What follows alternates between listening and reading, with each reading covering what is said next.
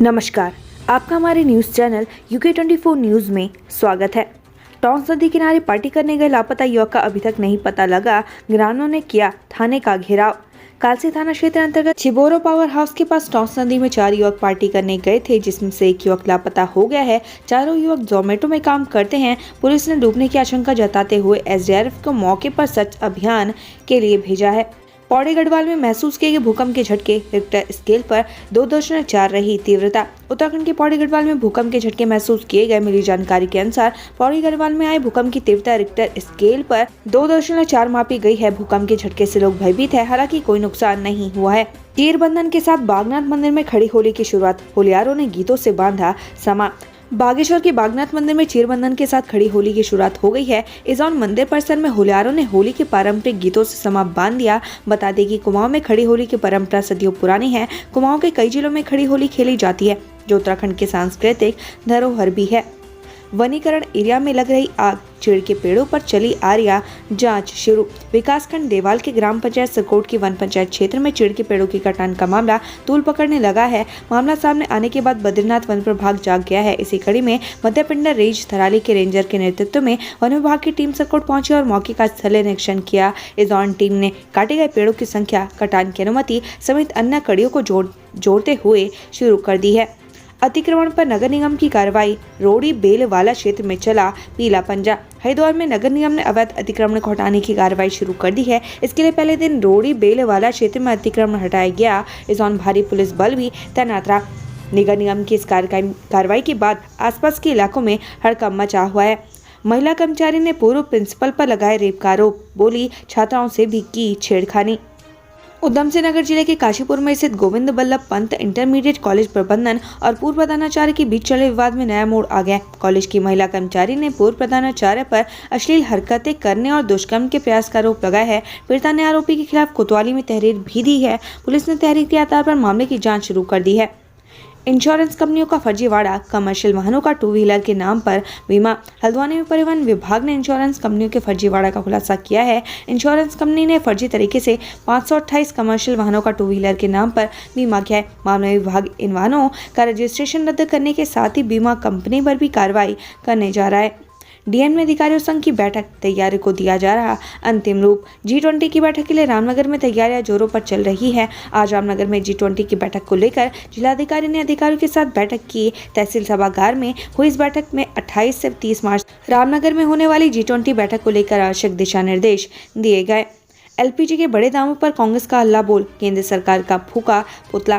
कांग्रेस महानगर अध्यक्ष डॉक्टर जसविंदर गोगे के नेतृत्व में कार्यकर्ताओं ने एशले हॉल चौक पर केंद्र सरकार का पुतला दहन किया और अपना आक्रोश व्यक्त किया। साथ ही बढ़ती महंगाई को लेकर केंद्र और राज्य सरकार पर जमकर निशाना साधा। इस मौके पर जसविंदर गोगी ने कहा कि केंद्र सरकार ने गैस के दामों में वृद्धि करके आम जनमानस की कमर तोड़ दी है। पहले से ही महंगाई से त्रस्त जनता के ऊपर सरकार ने गैस सिलेंडर के दाम बढ़ाकर अतिरिक्त आर्थिक बोझ डाल दिया है। लगातार बढ़ती महंगाई से आम जनमानस का जीना दुर्भर हो गया है। 2024 तक प्रदेश में शुरू हो जाएगी रोबोटिक सर्जरी, जाने सरकार की रणनीति। जल्दी उत्तराखंड में रोबोटिक सर्जरी की शुरुआत होने वाली है। रोबोटिक सर्जरी की शुरुआत दून मेडिकल कॉलेज से होगी। इसके लिए दून मेडिकल कॉलेज और स्वास्थ्य विभाग को प्रस्ताव तैयार करने को कहा गया है। मांस में जहर मिलाया, फिर गुलदार को मार डाला, खाल निकालकर बेचने निकला तस्कर गिरफ्तार। उत्तराखंड में वन्य जीवों की तस्करी पर लगाम लगाना चुनौती बन गया है। आए दिन कहीं न कहीं तस्करी के मामले सामने आते रहते हैं। ताजा मामला सुमेरसर से सामने आया, जहां पुलिस की टीम ने एक तस्कर को गुलदार की खाल के साथ दबोचा है। आरोपी ने गुलदार को बेरहमी से मौत के घाट उतारा था, फिर उसके अंगों को बेचने के लिए निकला था, लेकिन पुलिस के हत्थे चढ़ गया।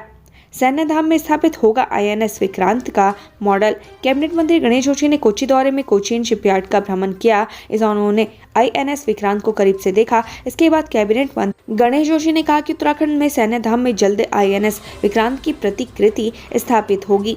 उत्तरकाशी में मकान में लगी आग, घर वालों ने भागकर बचाई जान, बैल की मौत। मोरी ब्लॉक के दूरस्थ सुईचाण गांव में बुधवार आधी रात को 2 आवासीय भवनों में भीषण आग लग गई थी। आग में घर में रखा सारा सामान जलकर राख हो गया था। घर में मौजूद लोगों को अपनी जान बचाते समय इतना समय भी नहीं मिला कि वो जरूरी सामान उठाकर ले सके। आग में एक पशु की जलकर मौत हो गई। सोलर पॉलिसी को मंजूरी। सरकारी जमीनों पर कब्जे को लेकर सब कमेटी गठित। मुख्यमंत्री पुष्कर सिंह धामी की अध्यक्षता में हुई कैबिनेट बैठक में 29 प्रस्तावों पर मुहर लगी है, जिसमें मुख्य रूप से आगामी 13 मार्च से होने वाले विधानसभा बजट सत्र की बिजनेस को मंत्रिमंडल के सम्मुख रखा गया, जिसे कैबिनेट ने अनुमोदित कर दिया है। इसके साथ ही गन्ना खरीद मूल्यों का भी निर्धारण किया गया है, जिसके तहत 355 और 345 रुपए तय कर दिए गए हैं। पिछले साल तय किए गए गन्ना मूल्य को ही इस साल के लिए भी लागू किया गया है। होली से पहले हरिद्वार में 2700 किलो लहन की नष्ट शब ए बारात को विशेष इंतजाम। होली की खुशियों में अवैध शराब जहर न घोल दे, इसको लेकर हरिद्वार का आबकारी विभाग और पुलिस प्रशासन चौकस होने का दावा कर रहे हैं। आबकारी विभाग ने कई जगहों से बड़ी मात्रा में अवैध शराब और शराब बनाने में काम आने वाली लहन नष्ट की है। हरिद्वार में सर्च अभियान छेड़ा गया है। नगर निगम में 96 लाख से ज्यादा का गबन करने के 2 आरोपी गिरफ्तार, लंबे समय से थे फरार। कोटद्वार नगर निगम में लाखों रुपए के गबन व घोटाले के 2 आरोपी को पुलिस ने गिरफ्तार कर लिया है। इस मामले में मास्टरमाइंड लेखा लिपिक पंकज रावत, सुमिता देवी व अभियुक्त कुलदीप सिंह को पहले गिरफ्तार कर लिया गया था, लेकिन अन्य आरोपी फरार चल रहे थे। मेडिकल की पढ़ाई में काम आएंगे लावारिस शव, प्रदेश सरकार कर रही नियमावली बनाने पर विचार। प्रदेश के राजकीय मेडिकल कॉलेजों में MBBS छात्रों की पढ़ाई के लिए अब लावारिस शव काम आएंगे। इसके लिए सरकार नियमावली बनाने पर विचार कर रही है। जल्दी इस संबंध में पुलिस, गृह, चिकित्सा, शिक्षा विभाग के अधिकारियों के साथ बैठक आयोजित की जाएगी। उत्तराखंड में महिला सुरक्षा सप्ताह का शुभारंभ, मुख्यमंत्री धामी ने की ये अहम घोषणाएं। अंतर्राष्ट्रीय महिला दिवस के उपलक्ष्य में बृहस्पतिवार से प्रदेश में महिला सुरक्षा सप्ताह शुरू हुआ। मुख्यमंत्री पुष्कर सिंह धामी ने मुख्यमंत्री आवास स्थित मुख्य सेवक सदन में महिला भागीदारी को प्रोत्साहन कार्यक्रम की शुरुआत की। वहीं महिला सशक्तिकरण एवं बाल विकास विभाग तथा गृह विभाग के संयुक्त कार्यक्रम में बालिकाओं की आत्मरक्षा, गौरा शक्ति ऐप, महिला सशक्तिकरण के लिए शुरू किए गए विभिन्न अभियानों की जानकारी दी। आयोग ने जारी किया भर्ती का नोटिफिकेशन, आवेदन शुरू, यहाँ पढ़े परीक्षा से जुड़ा हर अपडेट।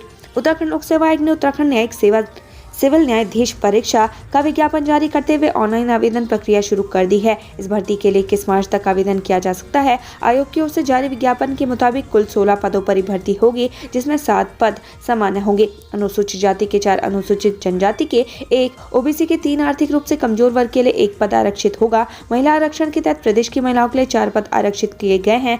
इन पदों पर आवेदन करने वालों का LLB पास होना जरूरी है। उसे देवनागरी लिपि में हिंदी का ज्ञान हो, कंप्यूटर संचालन की भी जानकारी हो। आवेदक की आयु 1 जनवरी 2023 को 22 से 35 वर्ष के बीच होनी चाहिए। आरक्षित वर्ग को आयु सीमा में नियमानुसार छूट दी जाएगी। पॉलिटेक्निक में बंद होंगे कम प्रवेश वाले विषय, तकनीकी शिक्षा विभाग ने जारी किया आदेश, होंगे बदलाव। राज्य के 71 राजकीय और 1 सहायता प्राप्त पॉलिटेक्निक संस्थान में बीते 5 सालों में 30% से कम छात्र संख्या वाले पाठ्यक्रमों को बंद करने, रोजगार परक विषयों को शामिल किया जाएगा। तकनीकी शिक्षा विभाग के इस प्रस्ताव पर विभागीय मंत्री सुबोध उनियाल ने अपना अनुमोदन दे दिया है।